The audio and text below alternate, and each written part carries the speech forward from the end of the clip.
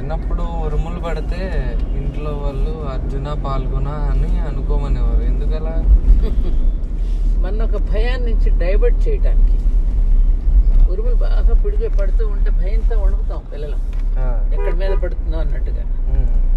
అమ్మమ్మ వాళ్ళు ఏంటి ఒక చక్కని సమన్వయం చెప్పేవారు. పైన ఏమిటంటే శ్రీకృష్ణుడు రథం నడుపుతున్నాడు, అర్జునుడు రథంలో కూర్చున్నాడు, ఆ శేల ఊడి పడిపోతుంది నడుపుతూ ఉన్నప్పుడు.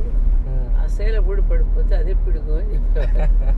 అందుకని వాళ్ళని స్మరించండి రా, అర్జునా పల్గుణ అర్జునా పల్గుణ అనండి. అంటే దైవనామాన్ని ఎప్పుడైతే నువ్వు చెప్పిస్తూ ఉంటావో దైవం నాకున్నాడనే ఒక నిర్భయత్వం అనేది ఉంటుందిగా, ఆ భయాన్ని పోగొట్టుకోవడానికి అలా చెప్పేవారు.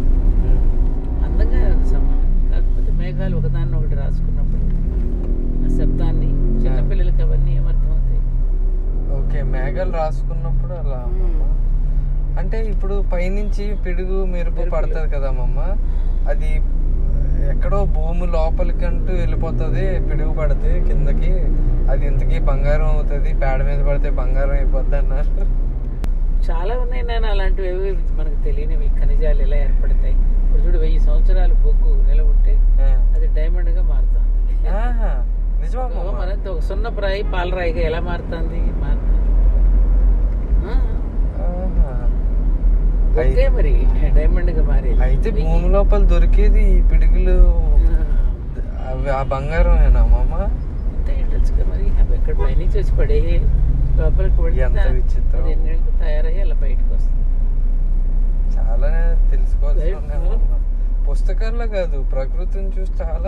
నేను ఎప్పుడు చెప్తా మీకు, చిన్న విషయాలే ప్రకృతిని చూస్తే బోల్డ్. నాకు నిజంగా ఆ ఫలాలు పండ్లు చూస్తే అయ్యో పండ్లు అంటే గుర్తొచ్చిందిరా, మాటల్లో పెట్టావను. నన్ను పళ్ళు కొనుక్కెళ్ళాలి గుడికి. ఇప్పుడు మనం అక్కడ దొరుకుతాయా? దీప్తిశ్రీలో దొరుకుతాయి కదా. కుక్కట్పల్లి దారిలో నేనేమనుకున్నానంటే ఎర్రగడ్డలు బాగుంటాయి కదా అని అక్కడ తీసుకున్నాను. నేను ఎప్పుడైతే చెప్తా కదా, ప్రకృతిలో ఒక చెట్టు ఆ పండ్లలో చూడు ఎన్ని రకాలు, ఎంత ప్యాకింగ్, ఎంత రుచికి తేడా, డిజైనింగ్.